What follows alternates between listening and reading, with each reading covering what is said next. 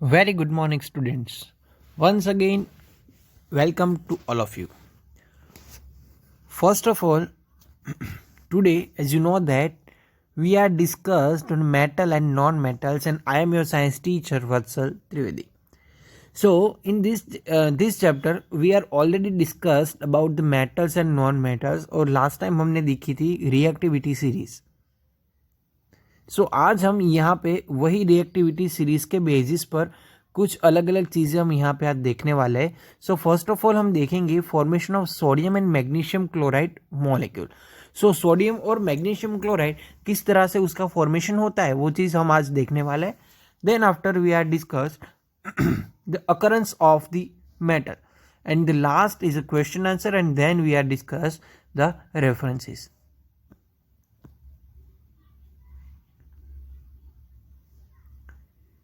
First is a formation of sodium chloride. So we can say that sodium or chloride, it is ionic. So when we are write NaCl, so sodium is made up of two particles. So first one is Na plus और second one is Cl minus. So आप लोग ये देखोगे कि एक के पास plus है और एक के पास नेगेटिव है. तो यहाँ पे अब Na है तो Na that means it has a plus ion. Okay, if you are watch in a blackboard, so I used a blackboard.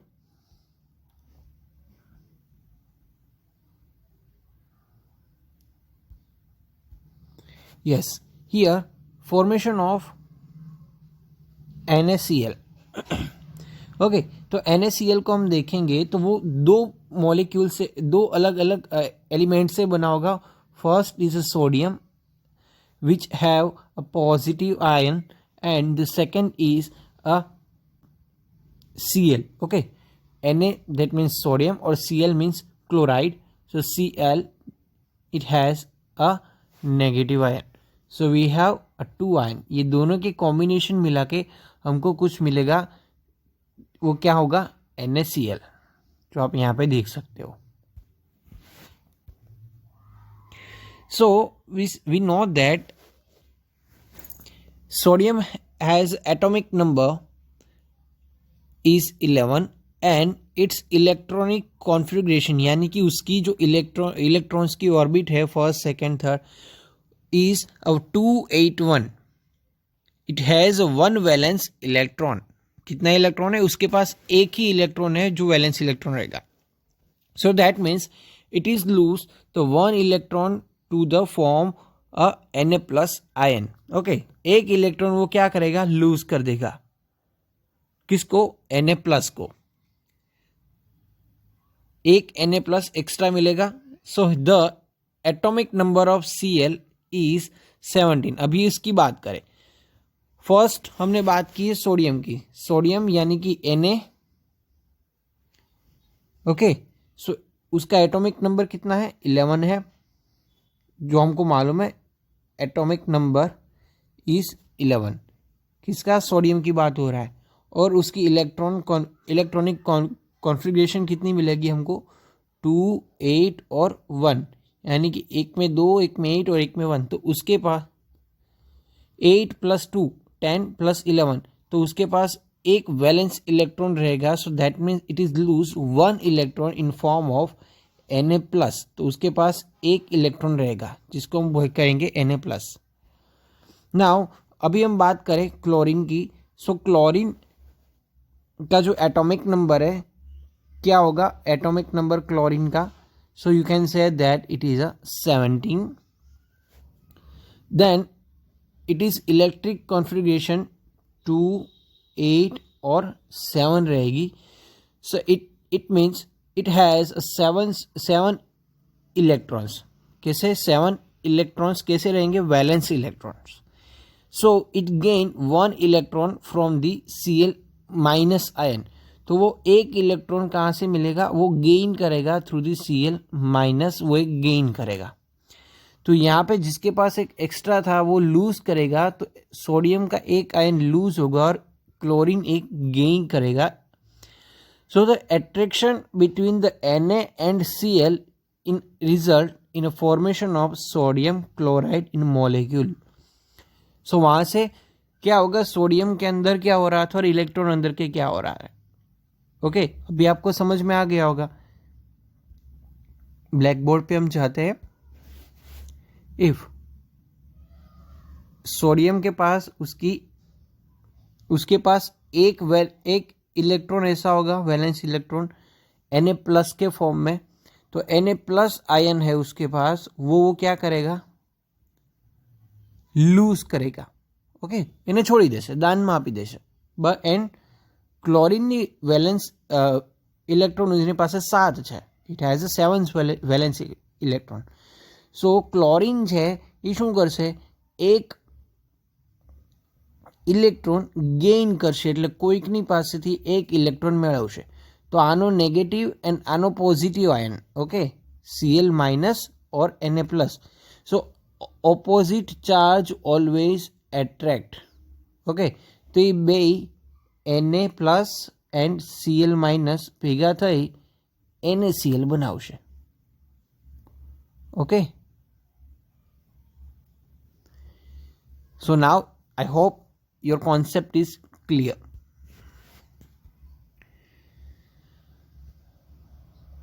Same it is in magnesium chloride. And magnesium chloride is a 12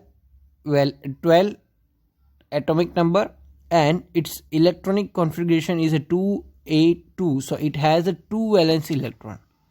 okay, सो अभी हम Mg की बात करें तो उसकी जो atomic number है वो हमको मालूम हो गई है, कितनी है, 12, और इलेक्ट्रॉनिक कॉन्फ़िगरेशन देखें तो 2a2.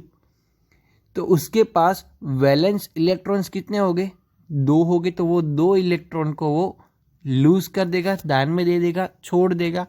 तो वो 2 इलेक्ट्रॉन पॉजिटिव फॉर्म के अंदर उसको मिलेंगे Mg2+.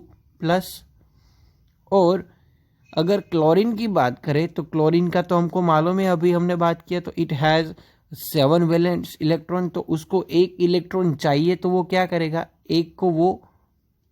एक इलेक्ट्रॉन वो गेन करेगा अपनी ओर. तो वहाँ पे क्या आ जाएगा, Cl माइनस. अभी दोनों एक दूसरे को अट्रैक्ट करेंगे, सो एज अ रिजल्ट क्या मिलेगा, MgCl2. ओके, सो इस तरह से मैग्नीशियम क्लोराइड का भी फॉर्मेशन होता है.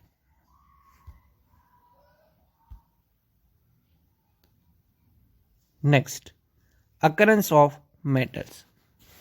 Some metals like gold, silver, platinum are found in the free state in earth crust because they are least reactive. Most metals are found as oxide, carbonates, sulfate and halides. First, minerals जो occurrence होते हैं वो pure form के अंदर नहीं मिलते. Occurrence minerals are elements और compounds which are occur naturally inside the earth crust. Earth के क्रस्ट के अंदर से हमको मिनरल्स मिलते हैं. देन और is a mineral from the which metals can be extracted by the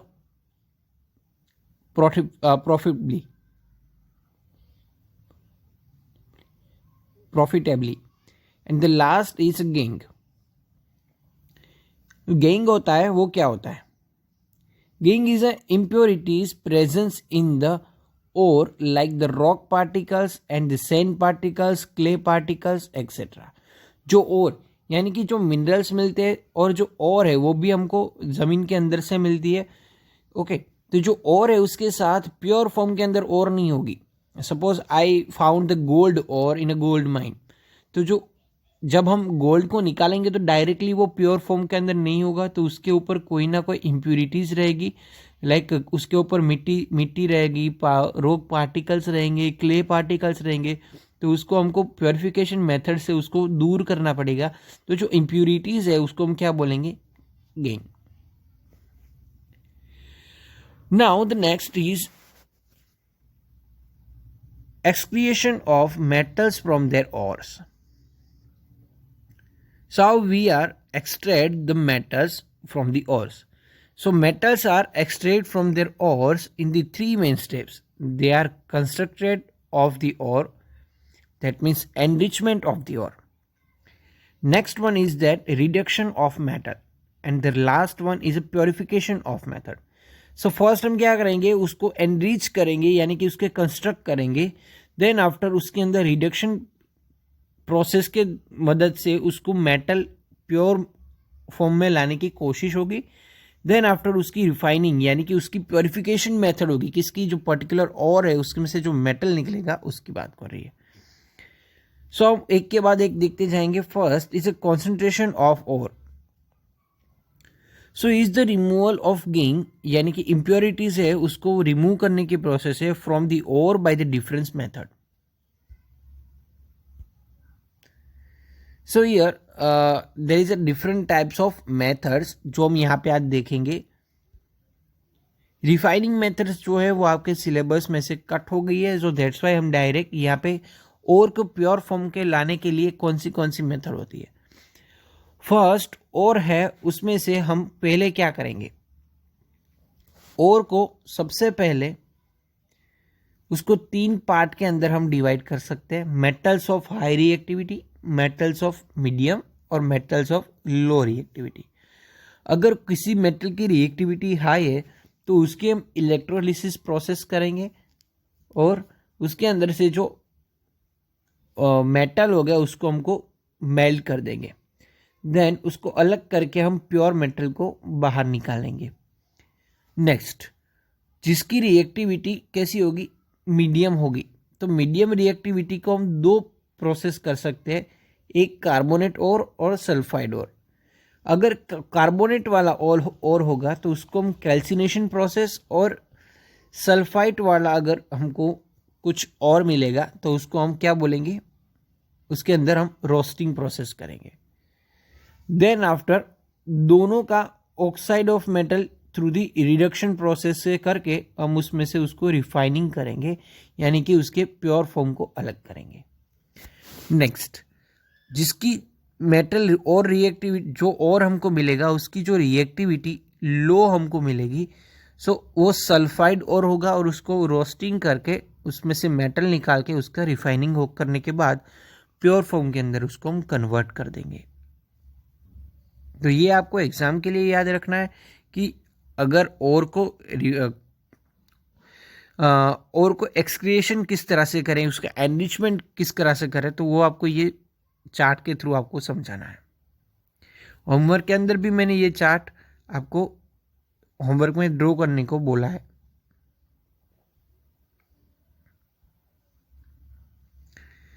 okay, so now students, today हम यहाँ तक रखेंगे. First of all there is some question which I said. So now you can see in your screen that there is some question answer for you, so you have to attempt this whole question answer. Explain the formation of sodium and magnesium chloride molecule. Next, what is ore? Next, what is mineral? Next, what is gangue? Or next one is make a chart of the excretion of the metal from their ores. Okay, so सब कुछ आपको clear हो गया है. तो ये भी question आप इजीली फाउंड कर सकते हो, इजीली आप अपने आप भी लिख सकते हो.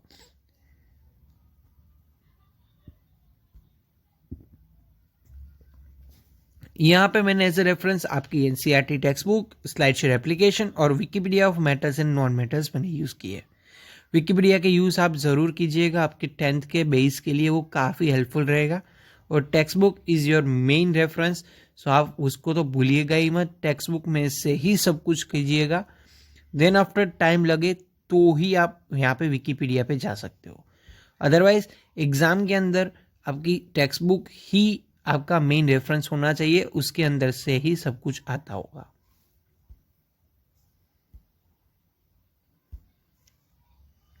सो आज हम यहाँ तक रखेंगे. अभी के लिए stay home. Thank you very much. Bye bye. Take care. Fun with science. Enjoy the science.